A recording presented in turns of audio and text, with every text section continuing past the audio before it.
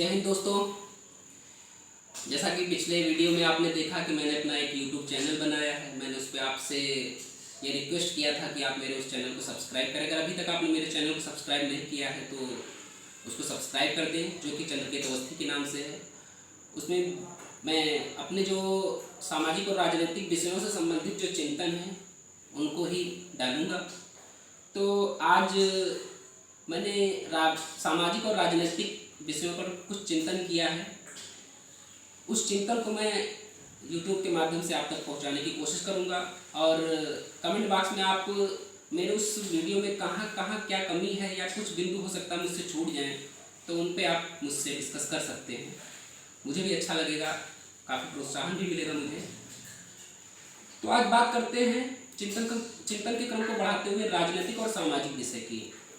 सबसे पहले मेरा एक प्रश्न है आपसे, क्या किसी समाज की संरचना बिना राजनीति के की जा सकती है या किसी समाज की कल्पना की जा सकती है बिना राजनीति के? इस विषय पे बात करने से पहले एक चीज़ हम लोग जान लें कि राजनीति एक ऐसा शब्द है जिसके कई आशय निकलते हैं, अलग अलग क्षेत्रों में अलग अलग आशय निकलते हैं।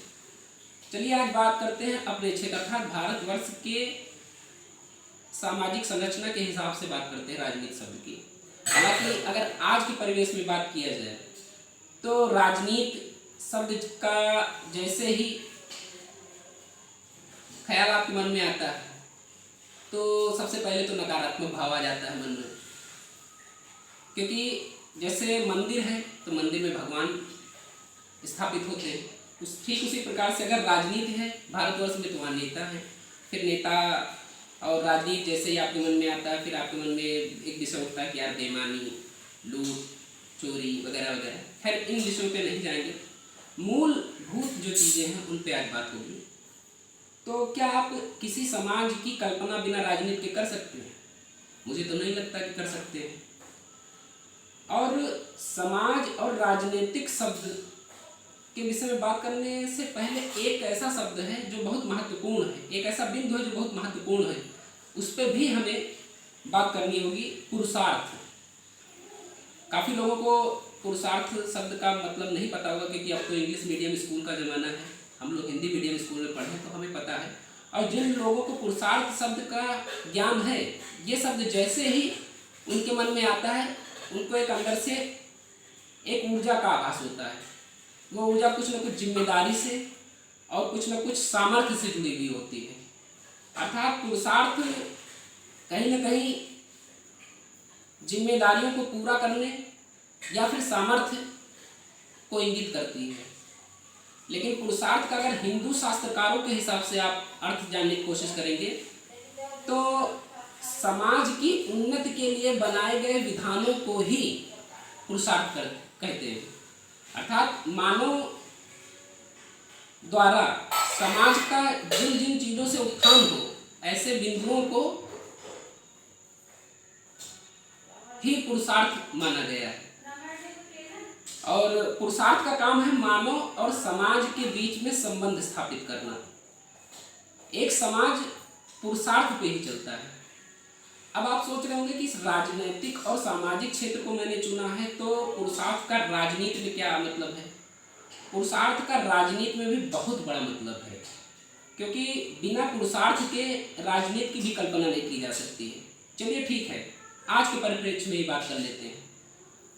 आप जब राजनीति के विषय में जब चर्चा होती है, आपके घर में चर्चा होती है, आपके गार्जियन से चर्चा होती है, आप खुद विचार करते हैं कि राजनीति का क्या माहौल है और राजनीति से कौन कौन सी चीज़ें कैसे कैसे जुड़ी हुई हैं और क्यों जुड़ी हुई हैं।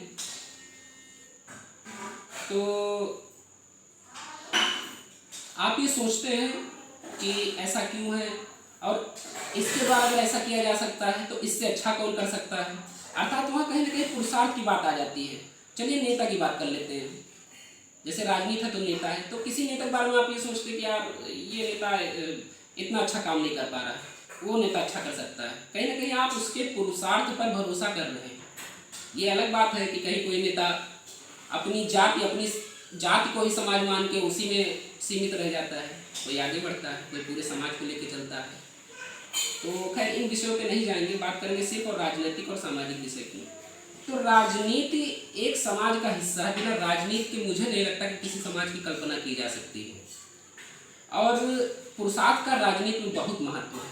आपने कई ऐसे आंदोलन देखे होंगे जिन्होंने पूरे देश की राजनीतिक संरचना को ही बदल दिया।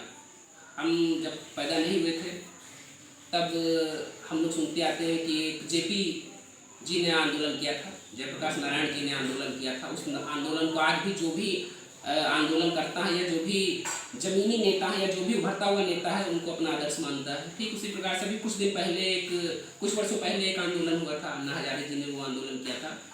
तो इन आंदोलनों ने आपने देखा होगा कि पूरे राजनीतिक परिवेश को ही बदल दिया। तो क्या ये जो आंदोलन थे ये उनके पुरुषार्थ का ही नतीजा था? उनके पुरुषार्थ पर लोगों ने भरोसा किया, उस आंदोलन को आगे बढ़ाया। नतीजा क्या निकल के आया कि एक पूरी राजनीतिक परिकल्पना ही भारतवर्ष की बदल गई। ठीक उसी प्रकार से मैं उसी बिंदु की बात कर रहा हूँ आपसे कि राजनीति में पुरुषार्थ का क्या महत्व है। अब आप अपने क्षेत्र के नेताओं से जोड़कर इस विषय को रखिए और देखिए क्या उनका पुरुषार्थ ऐसा है कि वो आपको आगे ले जा सकते हैं, या कोई ऐसा व्यक्ति तो नहीं है जो उनसे अत्यधिक पुरुषार्थ रखता हो या जो सीमित ना हो। ठीक है, धन्यवाद आपको कि आपने मेरा ये वीडियो देखा। इसके लिए आपको बहुत बहुत धन्यवाद। अगला वीडियो में फिर बहुत जल्द लेकर आऊँगा। अगर आपने मेरे चैनल को सब्सक्राइब नहीं किया है तो प्लीज़ सब्सक्राइब कर दीजिए और बेल आइकन दबा दीजिए। जय हिंद।